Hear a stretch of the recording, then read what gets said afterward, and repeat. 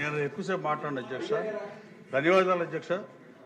ఈ సభలో తొలిసారి గవర్నర్ గారి ప్రసంగానికి ధన్యవాదాలు చెప్పే తీర్మానంలో మాట్లాడే అవకాశం కల్పించిన ముఖ్యమంత్రి గారికి ధన్యవాదాలు తెలియజేస్తూ, ఈ సభను ఉద్దేశించిన గవర్నర్ గారు చేసిన ప్రసంగం ఒక ప్రకటన కాదు అధ్యక్ష.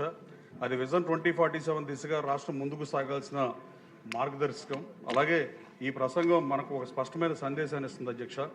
అభివృద్ధి అంటే కేవలం పథకాలు కాదు, పథకాలతో పాటు ప్రతి పౌరుడి జీవితంలో గౌరవం, భద్రత, అవకాశాలు, ఉద్యోగ ఉపాధి అవకాశాలు కల్పించడం అధ్యక్ష. గత పాలనలో నెలకొన్న అంధకారం నుంచి మన ప్రభుత్వం నిజమైన అభివృద్ధి ఈరోజు స్పష్టంగా కనబడుతుంది అధ్యక్ష.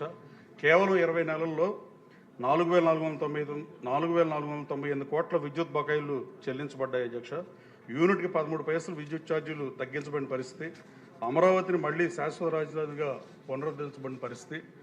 13.25 లక్షల కోట్ల పెట్టుబడి ఒప్పందాల ద్వారా 16 లక్షల ఉద్యోగాలు వచ్చే దిశగా రాష్ట్రం అడుగులేస్తుంది అధ్యక్ష. వైజాగ్ స్టీల్ ప్లాంట్ 450 కోట్ల నష్టాన్ని అధిగమించి 54 కోట్ల ప్రాఫిట్లోకి రావడం శుభసూచకం. ఈ ప్రభుత్వ సంకల్పానికి అది ఉదాహరణ అధ్యక్ష. పోలవరం ప్రాజెక్టు మళ్లీ వేగం అందుకుని నిర్దేశిత లక్ష్యాల దిశగా ముందుకు సాగుతుంది అధ్యక్ష.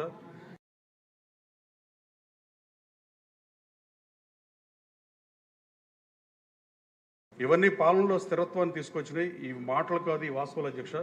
గత పాలన నిరాశ కొట్టిన పరిస్థితి అధ్యక్ష.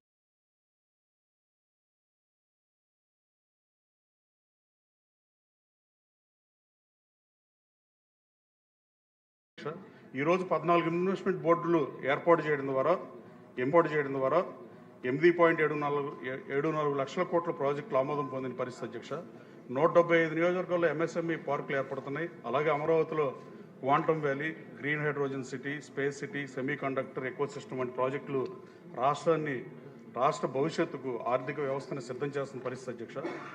మన యువత రాష్ట్ర భవిష్యత్తు అని అందరూ చెప్పేది అధ్యక్ష. కానీ గతంలో నిరుద్యోగం, మాదక ద్రవ్యాల సమస్య యువతను దెబ్బతీస్తే నవోదయ 2 వంటి చర్యల ద్వారా రాష్ట్రాన్ని నాటుసార రహితంగా మార్చే దిశగా ముందుకెళ్తున్న పరిస్థితి అధ్యక్ష.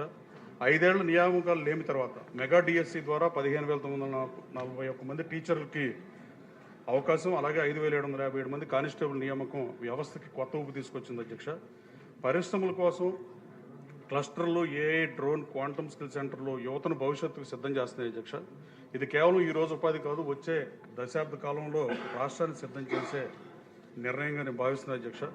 అలాగే శాంతి భద్రతలు బలంగా లేకపోతే అభివృద్ధి సాధ్యం కాదు. ప్రజల్లో అభద్రతా భావం ఉంటే పెట్టుబడిదారులకి వచ్చే పరిస్థితి ఉండదు. పెట్టుబడిదారుల విశ్వాసం కల్పించడానికి పోలీస్ వ్యవస్థను బలోపేతం చేసి లా అండ్ ఆర్డర్ని ఈ ప్రభుత్వం కంట్రోల్ చేసింది అధ్యక్ష. అలాగే గతంలో సెక్షన్ 22A దుర్వినియోగంగా భూమి హక్కులపై అనిశ్చితిని సృష్టించింది అధ్యక్ష. ల్యాండ్ టైటిలింగ్ యాక్ట్ చట్టం రద్దు చేసి బ్లాక్ చైన్ క్యూఆర్ ఆధారిత డిజిటల్ రికార్డులు ప్రవేశపెట్టి 10 లక్షల ఎకరాలకి ఆల్రెడీ స్పష్టత తీసుకొచ్చాం అధ్యక్ష. లా అండ్ ఆర్డర్ అనేది కేవలం పరిపాలన కాదు, రాష్ట్ర భవిష్యత్తుకు భరోసా అధ్యక్ష. అలాగే లోకేష్ బాబు సంస్కరణలో విద్యా వ్యవస్థలో విప్లవాత్మక మార్పులు. విద్య అనేది రాష్ట్ర అభివృద్ధికి అత్యంత ముఖ్యమైన పెట్టుబడి అధ్యక్ష. మన విద్యార్థులకు కేవలం పథకాలు కాదు, విలువలతో కూడిన విద్యా నైపుణ్యాలు, పోటీ ప్రపంచానికి సరిపోయే అవకాశాలు అవసరం అధ్యక్ష. టీచర్ నియామకాలు, ఆధునిక ఐటీఐలు, డిజిటల్ క్లాస్ రూమ్లు, ఏఐ మరియు భవిష్యత్తు టెక్నాలజీలపై దృష్టి, ఇవన్నీ విద్యను ఉపాధితో అనుసంధానించిన పరిస్థితి అధ్యక్ష. కానీ ఒక సూచన ఏంటంటే అధ్యక్ష, విద్యాశాఖ మంత్రి గారు, పరిశ్రమల మంత్రి కానీ రాబోయే కాలంలో ఈ రాష్ట్రంలో ఇంటర్న్షిప్ ప్రవేశపెడితే చాలామంది కాలేజీ బయటకు వచ్చిన వాళ్ళు, క్యాంపస్లో జాబులు రాని వాళ్ళకి ఇంటర్న్షిప్ ప్రతి కంపెనీ పెట్టమని అడిగితే దాదాపు వాళ్ళకి అనుభవం వచ్చి ఆ అనుభవం ద్వారా మంచి కంపెనీల్లో ఫార్చ్యూన్ 500 కంపెనీస్ ఉద్యోగ ఉపాధి అవకాశాలు వచ్చే పరిస్థితి అధ్యక్ష. అది ఇప్పటివరకు పెట్టబడడం బాధాకరం. దాన్ని పెడితే బాగుంటుందని సూచిస్తూ, అలాగే హెల్త్ సెక్టర్ బలపడితేనే సమాజం బలపడే పరిస్థితి అధ్యక్ష. ప్రతి కుటుంబానికి ఆరోగ్య భద్రత అనేది అత్యంత ముఖ్యమైన అంశం. రాష్ట్రంలో ప్రతి కుటుంబానికి ఆరోగ్య రక్షణ కల్పించే యూనివర్సల్ హెల్త్ కవరేజ్ నిర్ణయం చారిత్రాత్మక అధ్యక్ష. ఇది కేవలం ఆరోగ్య పథకం కాదు, కుటుంబాలను ఆర్థికంగా కాపాడే రక్షణ వ్యవస్థ. Sanjeevani, telemedicine, Ayushman Bharat, digital health కార్డులు కుటుంబానికి 25 లక్షల వరకు ఆరోగ్య రక్షణ ఇవి ప్రజలకు నిజమైన భరోసా ఇస్తాయి అధ్యక్ష. అన్నదాత సుఖీభావ ద్వారా 46 లక్షల రైతులకి సంవత్సరానికి 20,000 మద్దతు అందించడం రైతులకు భరోసా ఇచ్చిన పరిస్థితి. ధాన్యం కొనుగోలు తర్వాత 24 గంటల్లోనే డబ్బులు చెల్లించడం రైతులకు పెద్ద ఓటు అధ్యక్ష. సహజంగా వ్యవసాయం కానీ, ఉద్యాన పంటలు, ఆక్వా రంగం రాష్ట్రంలో దేశంలోనే ముందుకు తీసుకెళ్తున్నాయి. రైతు ఆదాయం పెరగాలని, వ్యవసాయం లాభదాయకంగా మారాలని ఈ ప్రభుత్వం పనిచేస్తుంది అధ్యక్ష. పాలనలో మార్పు స్పష్టమైన తేడా కనిపిస్తుంది అధ్యక్ష. గత ప్రభుత్వంలో అనిశ్చితి ఉండేది, ఇప్పుడు స్థిరత్వం ఉంది. గత ప్రభుత్వంలో ప్రకటనలు ఎక్కువ ఉండే, ఇప్పుడు అమలు ప్రధానంగా జరుగుతుంది. గత 5 సంవత్సరాల ప్రభుత్వ కాలంలో లోపాలు ఎన్నో చోటు చేసుకున్నాయి అధ్యక్ష. టీచర్లను 1వ తారీఖున జీతాలు ఇవ్వలేని పరిస్థితి, అలాగే విద్యా వ్యవస్థను బలోపేతం చేయాల్సిన టీచర్లని వైన్ షాపుల దగ్గర పెట్టిన పరిస్థితి అధ్యక్ష. అలాగే 17 మెడికల్ కాలేజీలు ప్రకటించి అరాకొరా నిధులు కేటాయించి వాటిని గాలి కుదిలిన పరిస్థితి అధ్యక్ష. ఆ అభివృద్ధి పనుల కంటే సలహాదారులకే ఎక్కువ డబ్బులు ఖర్చు పెట్టిన పరిస్థితి అధ్యక్ష. రోడ్లు ఏ పార్టీ అధికారం ఉన్నా, కాంగ్రెస్ అధికారం ఉన్నా, తెలుగుదేశం అధికారం ఉన్నా, ఏ పార్టీ అధికారం ఉన్నా రోడ్లు కొత్త రోడ్లు వేసిన పరిస్థితి మనం చూసాం తప్ప, గత ప్రభుత్వం రోడ్లు గుంటలు వదిలేసి ఆ గుంటలు పూడ్చే దిక్కుమాలిన పరిస్థితిని ప్రభుత్వానికి వదిలేసి వెళ్ళింది రాష్ట్ర ప్రజలందరూ చూసిన పరిస్థితి అధ్యక్ష. పోలవరం ప్రాజెక్ట్ డిలే అయితే వ్యయం పెరుగుతుంది, కంప్లీట్గా చేయకపోతే ప్రాజెక్ట్ వ్యయం డబుల్ అవుతుందనే విషయం 10వ తరగతి విద్యార్థికి కూడా తెలిసిందే. Delay of the project becomes like almost double of the project cost పెరుగుతుందనే విషయాన్ని మాజీ ముఖ్యమంత్రి జగన్మోహన్ రెడ్డి గారికి తెలియకపోవడం బాధాకరం అధ్యక్ష. అలాగే ఈరోజు పరిస్థితి భిన్నంగా ఉంది, నిర్ణయాల్లో స్పష్టత ఉంది, అమలులో వేగం ఉంది, ప్రజలకు నమ్మకం తిరిగి వచ్చింది, ప్రజల అభివృద్ధిని, ఉపాధిని, బాధ్యతాయుతమైన పాలనను ఎంచుకున్న పరిస్థితి అధ్యక్ష. ఈ బడ్జెట్ అదే దిశలో ముందుకు సాగుతుంది అధ్యక్ష. అలాగే నిన్న జగన్మోహన్ రెడ్డి గారు అసెంబ్లీకి వచ్చాడు అధ్యక్ష. ప్రతిపక్ష హోదా ఇస్తేనే వస్తానని మరి నిన్న ఎందుకు వచ్చారో తెలియని పరిస్థితి అధ్యక్ష.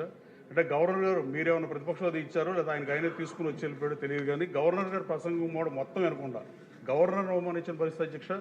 అలాగే గతంలో 11 సీట్లు వస్తే 11 సీట్లు ఇచ్చిన రాష్ట్ర ప్రజలను కూడా అవమానించిన పరిస్థితి, శాసనసభను అవమానించిన పరిస్థితి అధ్యక్ష. కేవలం 4 లోక్సభ సీట్లు వచ్చిన వైఎస్ఆర్ కాంగ్రెస్ పార్టీ ఏ హోదా ఉందని లోక్సభకి వెళ్తుందో అదే ఓట్లేసిన ప్రజల్ని అవమానించడం అధ్యక్ష. అలాగే అసెంబ్లీని అవమానించాడు, రాష్ట్ర ప్రజలు అవమానించి చివరికి గవర్నర్ కూడా అవమానించిన పరిస్థితి మనం చూసాం అధ్యక్ష.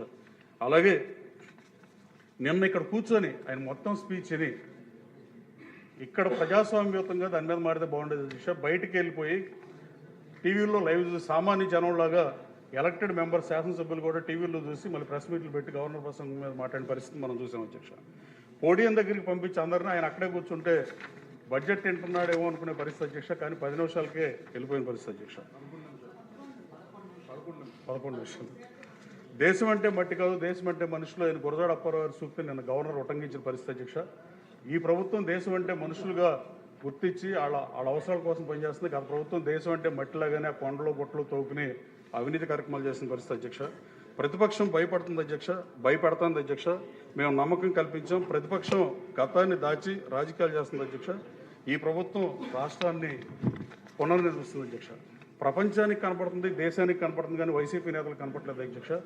ఇందాక కొనతాల రామకృష్ణ గారు చెప్పిన ఫోర్బ్స్ కానీ లేకపోతే బ్యాంక్ ఆఫ్ బరోడా ఇచ్చిన దాంట్లో ఎన్ని లక్షల కోట్లు ఆంధ్రప్రదేశ్కి వచ్చాయనేది గూగుల్ క్లౌడ్ కానీ బీపీసీఎల్ కానీ ఈ కంపెనీ పేర్లని చాలా టైం పడుతుంది అధ్యక్ష. ఆ పరిస్థితి ఈ రాష్ట్రంలో ఉంది అధ్యక్ష. అలాగే సూటిగా శుద్ధి లేకుండా ఒక మాటలో చెప్పాలంటే అధ్యక్ష, జగన్మోహన్ రెడ్డి గారు ముఖ్యమంత్రిగా పనిచేసిన 5 సంవత్సరాల కాలంలో కనీసం సెక్రటేరియట్లో ఎంత సమయం ఉన్నాడని అడిగితే రికార్డులో నేను ఇవ్వలేకపోయారు అధ్యక్ష. టీడీఎల్పీలు అడిగినా అంత సమయం కనీసం 100 రోజుల్లో చంద్రబాబు నాయుడు గారు సెక్రటేరియట్లో ఆయన 5 ఏళ్ళు ఉన్న సమయం కన్నా 100 రోజుల్లో ఎక్కువ ఉన్న పరిస్థితి అధ్యక్ష. అలాగే ఈరోజు మార్పు దశలో ఉన్నాం అధ్యక్ష. అప్పుల నుంచి ఆర్థిక క్రమశిక్షణ, నిరాశ నుంచి ఆశ వైపుకు, అనిశ్చితి నుంచి భవిష్యత్తు వైపుకు రాష్ట్రం ప్రయాణిస్తుంది అధ్యక్ష. అలాగే ఐటీ రంగం ఐటీ మాంద్యంలో ఉంది అధ్యక్ష. ప్రపంచంలో ఐటీ ఎక్కడా బాగోని పరిస్థితి అధ్యక్ష. కానీ ఐటీ ఆంధ్రప్రదేశ్ బాట పడతాకి గూగుల్ తీసుకొచ్చిన తర్వాత, మైక్రోసాఫ్ట్ చంద్రబాబు నాయుడు గారు హైదరాబాద్ తీసుకొచ్చిన తర్వాత అన్ని కంపెనీలు హైదరాబాద్ బాట పట్టినాయి అధ్యక్ష. ఇప్పుడు లోకేష్ బాబు గూగుల్ని వైజాగ్ వేదికగా తీసుకొచ్చిన తర్వాత ఫార్చ్యూన్ 500 కంపెనీస్ అన్ని ఇప్పుడు వైజాగ్ వచ్చే పరిస్థితి అధ్యక్ష. రాబోయే కాలంలో హైదరాబాద్కి ఎక్కువ టైం పట్టింది కానీ ఐటీ అభివృద్ధి చెందడానికి. వాళ్ళు 2,90,000 కోట్లు ఎగుమతికి వెళ్ళిన పరిస్థితి అధ్యక్ష నగరం. దాన్ని అది 20 సంవత్సరాలు 10 సంవత్సరాలు పడితే వైజాగ్ డెఫినెట్గా 10 సంవత్సరాల లోపే ఆ స్థాయికి వెళ్తుంది అధ్యక్ష. అలాగే ఈ భూముల గురించి కూడా ఇందాక రామకృష్ణ గారు చెప్పారు అధ్యక్ష. ఐటీలో 30 కోట్లు టర్న్ ఓవర్ ఉన్న వాళ్ళకి 4 కోట్ల రూపాయలు చెల్లిస్తే ఏ రాయితీలు లేకుండా ఐటీ సెజ్లో భూమి ఇవ్వాలని ఏపీఐసి వెబ్సైట్లో ఉంది అధ్యక్ష. ఆ 30 కోట్లు టర్న్ ఓవర్ ఉన్న కంపెనీల వాళ్ళు 4 కోట్లు కడతాకి రెడీ అయినా కూడా ఆ హిల్ 2లో కానీ హిల్ 3లో కానీ ల్యాండ్ లేని పరిస్థితి అధ్యక్ష. అంటే అంతమంది ఐటీ మాంద్యంలో ఉన్నప్పుడు అలా పనిచేసిన లోకేష్ బాబుకు కూడా ధన్యవాదాలు తెలియజేస్తూ, ముఖ్యమంత్రి చంద్రబాబు గారి దూరదృష్టి, ఉప ముఖ్యమంత్రి గారి నిబద్ధత, ఐటీ శాఖ మంత్రి యువతకు నిర్దేశం చేసే దృక్పథం మరియు దేశ ప్రధాని నరేంద్ర మోడీ మద్దతుతో అక్షరక్రమంలో ముందున్న ఆంధ్ర రాష్ట్రం అభివృద్ధిలో ముందుకెళ్తుంది అధ్యక్ష. దానికి గూగుల్ రాకతో మరిన్ని ఐటీ కంపెనీలు వచ్చి అభివృద్ధిలో ముందుకు తీసుకోవటం గ్యారంటీ అధ్యక్ష. అలాగే ఈ బడ్జెట్ రాష్ట్ర భవిష్యత్తు నిర్మించే బడ్జెట్గా నేను నమ్ముతూ గవర్నర్ గారి ప్రసంగాన్ని ధన్యవాదాలు తెలియజేస్తాను. Thank you. అలాగే అంటూ చాలా ఎక్కువసేపు మాట్లాడారు. అలాగే ఎవరూ మాట్లాడొద్దని